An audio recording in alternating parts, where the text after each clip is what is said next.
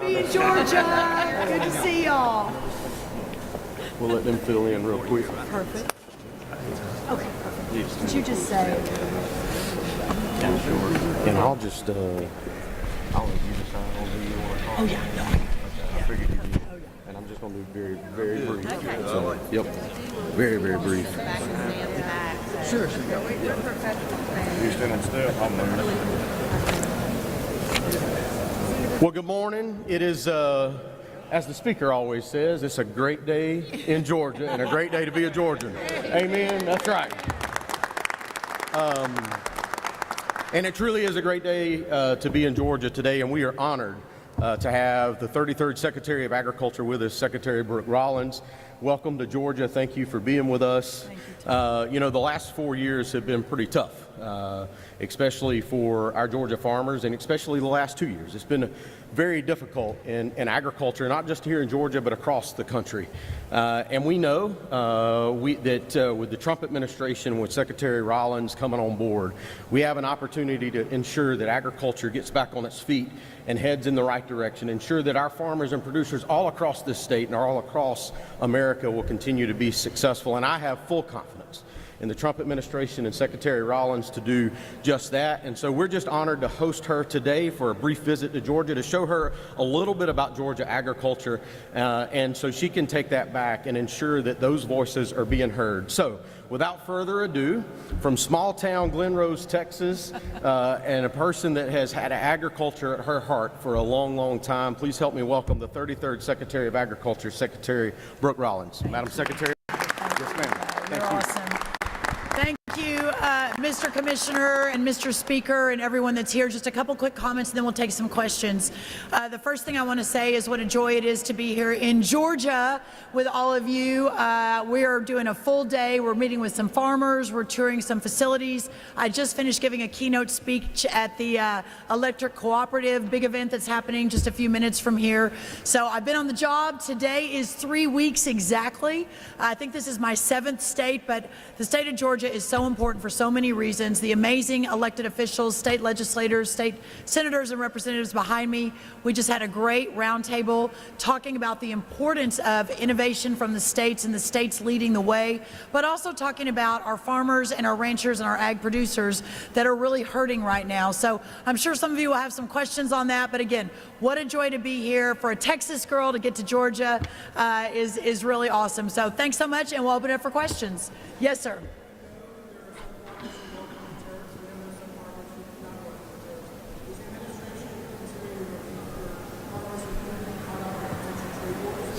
The current trade renegotiation that's happening right now from the White House, I think we all know that President Trump, the minute he came down the escalators in 2015, has been talking about tariffs as a part of his toolkit to make America great again.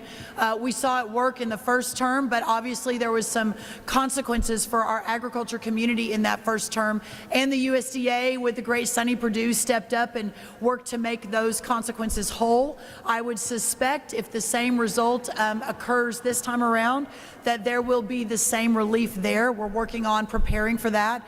My hope is that as the Secretary of Agriculture and our amazing ag producers that we represent at USDA, the President is extremely focused on what this will mean to our farmers and our ranchers.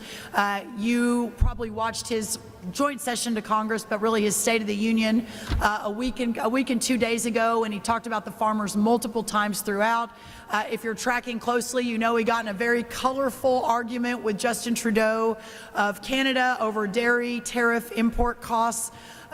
He is hyper-focused, A, on making America great again, B, on restructuring the economy to make sure that every American can succeed and thrive and prosper, but C, from my perspective, on what this means for our farmers and our ranchers and our ag communities. Thank you. Yes, ma'am.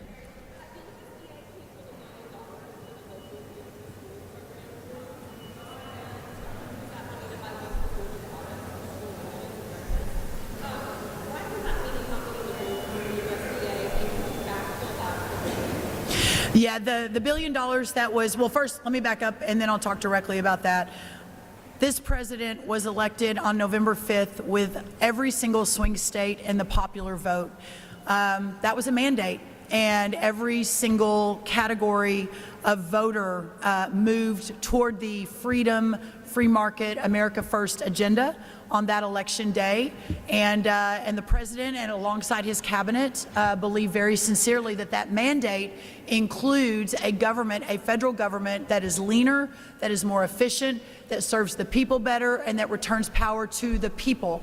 Our founders, when they wrote the Constitution, never envisioned a federal government that was so big, and I think that what all of you are seeing, no matter whether you're a Republican or Democrat or independent or what side of the aisle you are on, I think we all would have to agree that $600,000 of taxpayer money being sent to research the effects of menstrual cycles in transgender men, which was a real thing and was a USDA grant that we just canceled, is not okay. Our taxpayers should not be funding things like that. So as we are reimagining and reconfiguring and restructuring the federal government, that includes looking very hard at programs that on their face may sound really, really good, but are they actually reaching the intended recipients? Are they actually doing what the taxpayers have asked us to do, which is to use their tax dollars as smartly and efficiently as possible?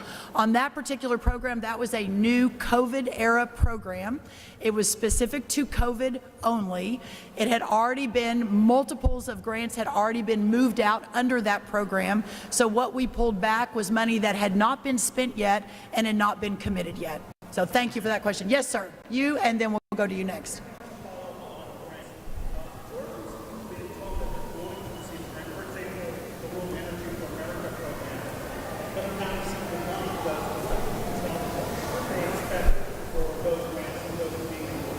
Yeah, thank you. In fact, the keynote I gave this morning, that particular grant program, but others like the New Era program and others have a lot of people waiting to see what's going to happen with those. We are coming to the tail end of the review process at both the United States Department of Agriculture and at the White House, as we are looking at, as we believe the voter asked us to do, every single line of every single dollar of every single grant that has been discussed and talked about. This is not a new statement for me. I've said in the past that if our farmers and ranchers especially have already spent money under a commitment that was made, the goal is to make sure they are made whole. We're really looking at forward-leaning grants right now. We should know more and have more of an announcement on that program and others by the end of this week or next week. Thank you.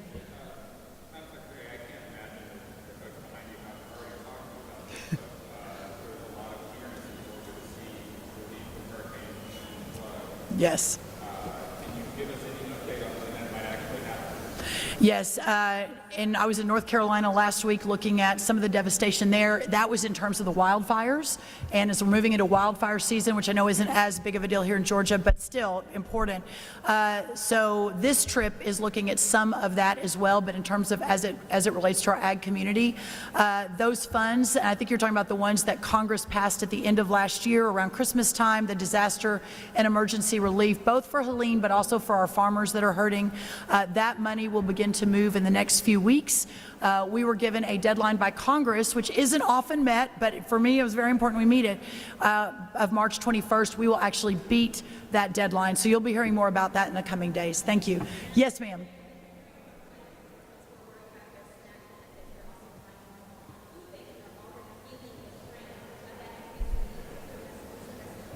My message today, yesterday, during my confirmation hearing and moving forward is that this is the United States of America, that no child should ever go hungry in this country, that for those of us that were raised by single moms in tougher circumstances understand that sometimes that the government safety net is the only safety net and how important that is.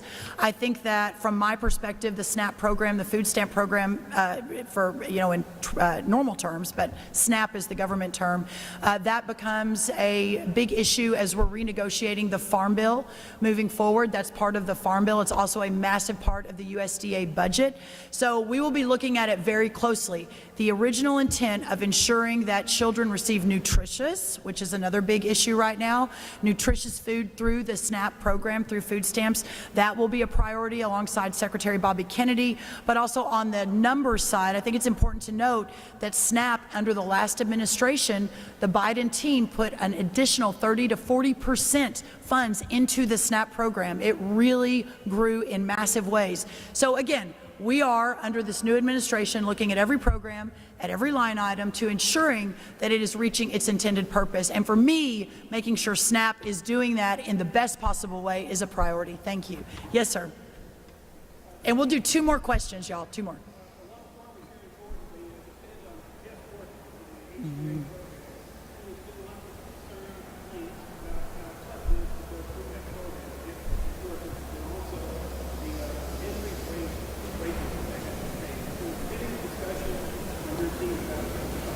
Yes, in fact, we just had a great conversation about that. Your elected officials are very, in the best way, have brought that to our attention. I'll take a step back and just say this too. This cabinet under President Trump is very unusual in that we all have known each other and worked together before.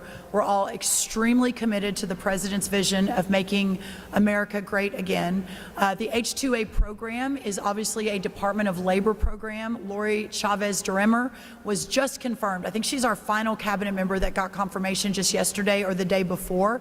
That program runs through labor, but even within the week of both of us being announced, I was calling her and talking to her about working together to fix that program and to make it so that our Georgia farmers that use it, and rancher farmers, and that other farmers around the country that use it, that it will be more streamlined, easier to use. And we're going to take a hard look at some of the numbers and how the wages have gone up, and I think that's really compromised a lot of our farmers' ability to farm effectively, especially when they're operating on such thin margins. So the answer to that question is 100% yes. We are on it, and I think you'll see some good moves on that moving forward. All right, one more question. Yes, in the back. Right there, yes.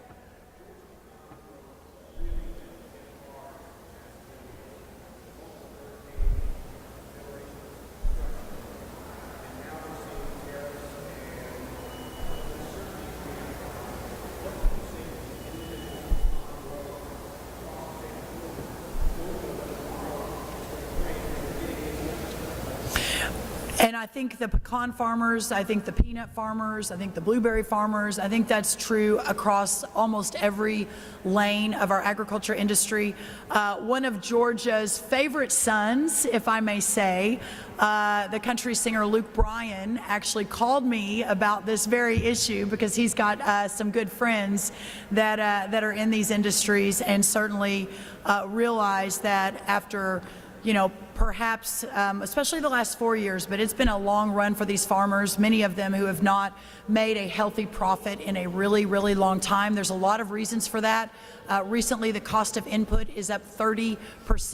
Our trade deficit around the world, when we left the last White House under President Trump, there was a 0 trade deficit. Today, after 4 years, it's $49 billion in trade deficit.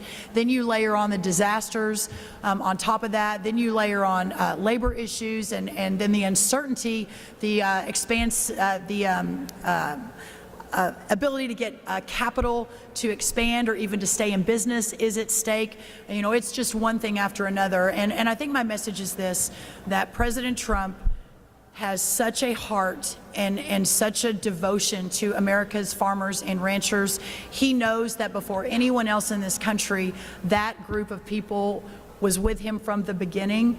In the last election, and not to make this about politics, but I just want to underscore the point of how important this is to President Trump and to me. In the last election, that community in rural America supported him close to 90%. No other community comes even close to supporting the president and his vision. This community has been very patient, but they're hurting, and we understand that. And as the president moves into these tariff renegotiations, as I mentioned, I've seen his passion firsthand in arguing with some colorful language on dairy tariffs and on ensuring that, that we've got the seat at the table we need, that he understands. On the potash, the fertilizer question from Canada. We've got our farmers trying to figure out their planting season, and a 25% tariff on potash would have been devastating. So we brought that down. The USMCA exceptions to those ag products that are under USMCA, at least for the short term, are not impacted by those tariffs. So it is hopefully one of many steps that we're making to ensure we do everything we can to see our American farmers and ranchers and our ag community thrive like never before. God bless you all. God bless Georgia. What a great day to be here. Thank you so much, and I look forward to coming back. Thank y'all.